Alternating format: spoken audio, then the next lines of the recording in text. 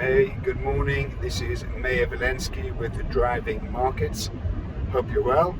As follows. So the US reached all-time highs on Friday because Jerome Powell at the Jackson Hole Symposium said that interest rates are unlikely to rise in the near future, not until the economy can afford it and their full employment and inflation is below 2%. That calmed everyone down, sent the markets to all-time highs, and everyone says zippity-doo-dah, and they're all loving it. So what concerns do you have? Well, when everything's rosy, then you've got to be concerned. So he is concerned about the pandemic. That could derail the economic growth. There's concern about international terrorism now that Taliban, Al-Qaeda, and the porous border between Pakistan and Afghanistan is just simply open, and there'll probably be an increase in world terrorism. Joe Biden has effectively enabled all global jihadists to get on the bandwagon and see that America is very weak, and therefore there'll probably an increase in global terrorism. The other thing they need to be looked at is the debt ceiling. What's the debt ceiling? It's the amount of money that Congress has authorized the Fed Reserve to go into debt, that the states go into debt, and that was at 22 trillion, now it's running at 28.5 trillion, and Congress will have to approve in October an increase in the debt ceiling in order for the Federal Reserve to continue with their bond buyback program.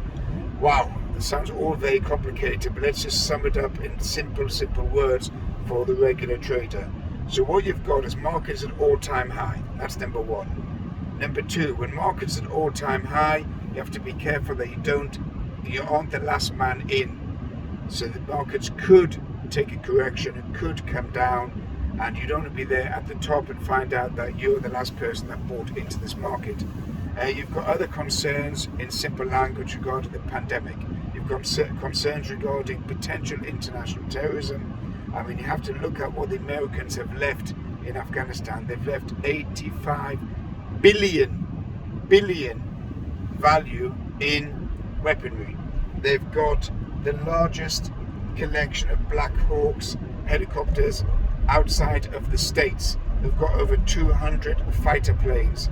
They've got something like 600,000 small arms. They've also got all the biometric records of all the Afghans that helped them. And they've got a right mixture going on of whether economic news, military news, political news, etc., could go on forever. So my opinion is be cautious. Again, trade small. Put on your stop losses to ride out the volatility. If you have got deep pockets, then go for it. Just run your position and make sure you've got enough money to cover. I would suggest again that you probably look on the short side going forward, try and take some profits. That's it for today. So I will be giving my next lesson would be on more technicals, hopefully to help you trade and be successful. So this is Meir Valensky, Driving Markets, wishing you well. If you need to get hold of me, you can contact me on LinkedIn or WhatsApp. Have a good day.